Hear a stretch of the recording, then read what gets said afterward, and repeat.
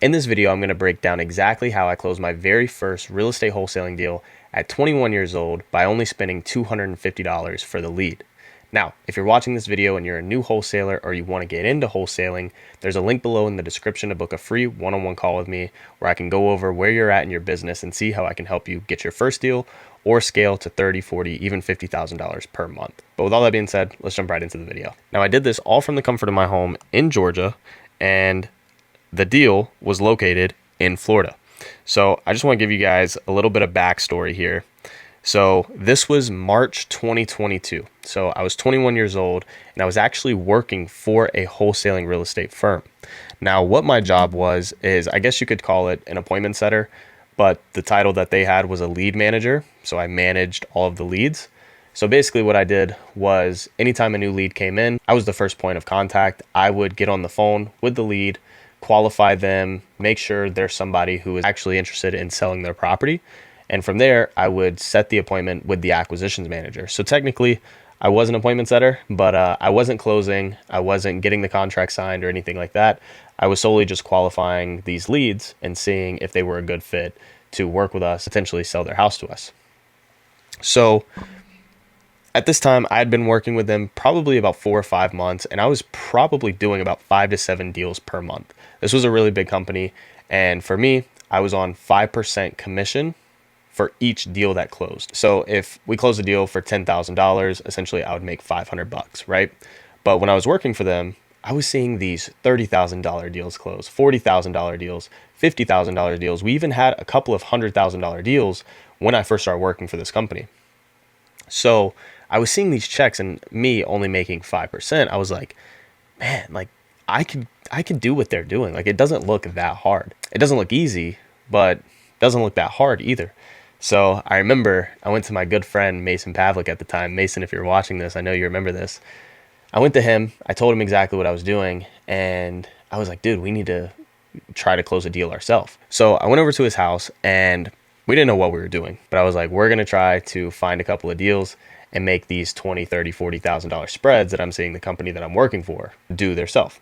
So anyways, I get to his house and we end up buying a lead on this website called ispeedtolead.com. Essentially what that is, they run ads to homeowners like nationwide, and they basically sell the leads to wholesalers. You go to the website, you see a lead that you want to buy.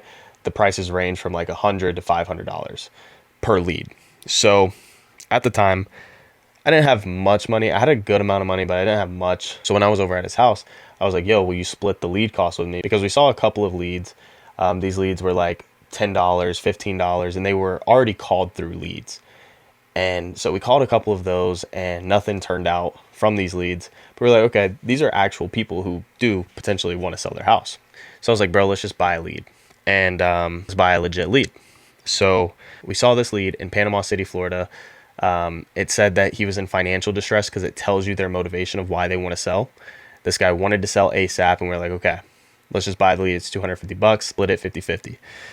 So we bought the lead from iSpeed to Lead, and again, we didn't have any connections. The only connection that I had was the company that I worked for, but I didn't want these people knowing that I was wholesaling on the side too, because I was also still working for them, and I wanted to continue to work for them because I wanted to learn the whole ins and outs of the business. Now, it's not the reason I worked with them to begin with, but working there showed me that this is what I want to do long term. So I didn't want to just go to them and be like, hey, I have this deal where you guys help me, sell the deal, which is probably a smart thing of what I should have done. Probably would have went a lot faster, but I didn't. And they were only in Georgia at the time, so I respected that I didn't do a deal in their market. I went outside of their market, so we went to Florida. But keep in mind, we had zero connections, zero buyers. We didn't have any buyers list set up or anything like that. But we're like, all right, let's just do it. So we called the guy up, got his situation, and basically just wanted to see, what he wanted for the house. He wanted $250, and I was like, I don't really know. Keep in mind, I was just an appointment setter. I didn't really underwrite these properties when I worked for the company that well. My job was mainly just to qualify, see if they have motivation, and see why they want to sell. So I didn't know how to underwrite that well. So he said he wanted $250. I offered him $225, and he accepted it, as you can see right here. And here's the address. So again, this house was in Panama City, Florida, and we offered him $225,000. Again, we didn't even have $225,000 in our bank account. because you don't have to have money to wholesale these houses. So we got her under contract, and then we were like, okay, this is cool, but now what? We got to go find buyers. So since we didn't have any connections, our first main priority was finding someone who could either help us sell this deal or come across a buyer who wanted to buy it. So Mason and I, we got on Instagram and we started looking for people who bought houses in Panama City, Florida. Now, the way we did this is we went to the search tab and we literally just put in Panama City real estate. And then we got a bunch of agents, but we also came across a couple of wholesalers. So as you can see here, Mason ended up submitting the property to a JV company who basically goes out, finds the buyers for you, and then you split the profit 50-50 with the other wholesaler. So we're like, okay, cool. We don't have to do anything. We're going to let this other company do it, and we're going to split the profit 50-50. So as you can see here, 50-50 agreement. Here's the address, and then here is me and the other company. We got the contract signed, and they're going to go out and find the buyer. We're going to sit back, relax. It's going to be fine. It's going to close because their job is finding the buyer. We don't have to worry about anything. But unfortunately, they weren't that experienced either, and we kind of got sucked into it because we were like, okay, these people seem legit, but they never answered our calls, never answered our texts after that, and then they just called us and they were like, yeah, we can't find a buyer. So we were like, okay, now we're back to square one. We don't have a buyer. What do? We ended up canceling the JV agreement with that company. Now we're back to square one. So once we canceled the agreement, this was actually the second agreement that we canceled. We had a contract with another wholesaler who said he could find a buyer because he had investor lift, and we didn't have investor lift at the time. And so we signed with him, and again, he couldn't find a buyer either. So we were like, okay, that's two agreements with other wholesalers that couldn't find buyers for this deal. Mason, maybe we're under contract way too high. He was like, yeah, you're right. So I was like, dude, I don't know where to price drop, but let's try to price drop them down to 175. And so that's exactly what we did. We went back to the seller and we were like, hey, look, after a couple of our contractors went out to the property, we realized it's not in the condition that we thought it was in. So we're going to need to be at 175. He didn't want to do it at first, but he knew that he needed to sell this house quick. So he eventually said yes. So we got a successful price reduction down from $225,000 to $175,000. Now, in my head, I was like, holy crap, we're coming up on crunch time. We have the agreement that says we're supposed to close at the beginning of April. We're now in the middle of March and we don't have a buyer lined up. I'm freaking out. I'm panicking.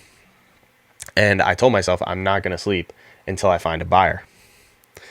Now, this is cool because I still have the exact DM from the buyer who bought this deal. So as you can see here, I took a screenshot of my Instagram DM that I sent to this guy.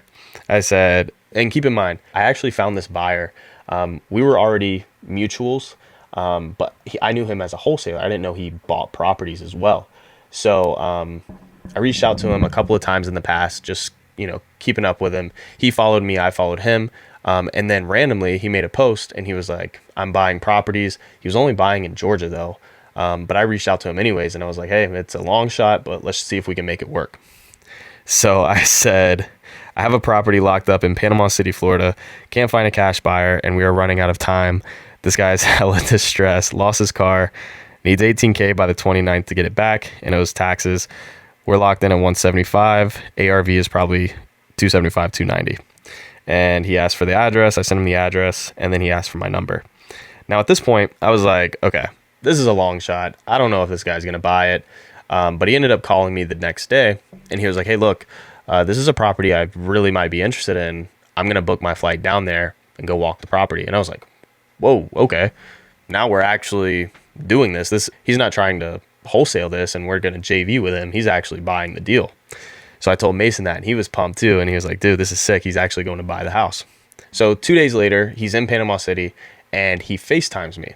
And I was expecting him to be like, yo, this is a nice house. Like, we're buying it. Now, we knew this was a rundown house. We knew it was in distress. We knew it wasn't in the best condition from the other feedback that we got from the other wholesalers that we were working with who were trying to JV with us. So he FaceTimes me and he's at the house, and I'll never forget this. This is literally the craziest thing I've ever seen in my life. He flips the camera around and he's like, bro, just look. And he walks in. There's people laid out all in the house, passed out, drugs on the counter, needles on the floor, like drugs everywhere. And it was the most disgusting house I've ever seen in my life. This wasn't just a distressed house. This was like a legit trap house. And he walks out and he was like, man, I'll buy it, but I got to be at 160. In my head, I was like, okay, we can just do another price reduction. I'd already told him we were locked in at 175, and so he knew that I would have to get a price reduction to eventually sell it to him. So I was like, okay, let me see what I can do. And so I called the seller back and I was like, look, we had our last contractor walk the house, and closing day is coming up. We want to make sure we can get this done on, I think it was April 9th we had the closing date scheduled for. Or no, it was April 4th. We had the closing date scheduled for April 4th. And I was like, look, to get this done on April 4th, we got to be at 150. And I felt bad doing it, but at the same time, I mean, we had a legit buyer walk the house. He told us where he needed to be at, and we weren't trying to make, a huge spread on the guy. We just wanted to close our first deal. So as you can see here, this is what the title company actually uses to keep up with all of the transactions. You can see the address right there. And then you can see our purchase price right there was 160. And then the closing date was the 4th. And then the seller was me because we were wholesaling it. And at this point, I was like, man, like we're about to close our first deal. We got the successful price reduction down to 150, and now we just had to close it.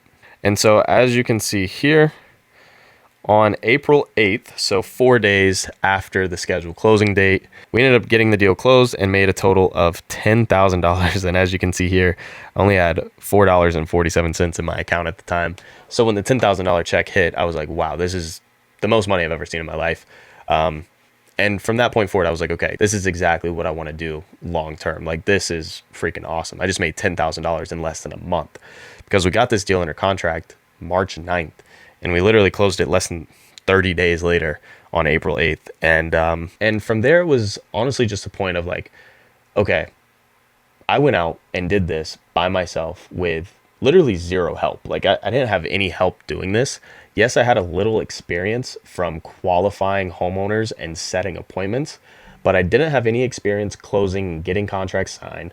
I didn't have much experience underwriting these properties and figuring out what to offer to these homeowners. I had no experience finding buyers or anything like that, but I knew to get this deal to the closing table, I was going to have to be extra relentless and just be confident and messing up. I know that sounds crazy, but like, you're going to mess up. You're going to go under contract with wholesalers who eventually can't sell the deal. And you're going to have to learn how to do it yourself. So that's essentially what me and my friend Mason did at the time. Unfortunately, we're not business partners anymore, but it was fun. We closed our first deal together, and it proved a point of like, if you want something, all you have to do is go out and try and give it your best and know that you're going to mess up, but it's fine because you're going to learn along the way. Now, we had tried to get deals under contract previously. Unfortunately, it didn't work out. And this was the first deal that we got under contract, and we got it to the closing table.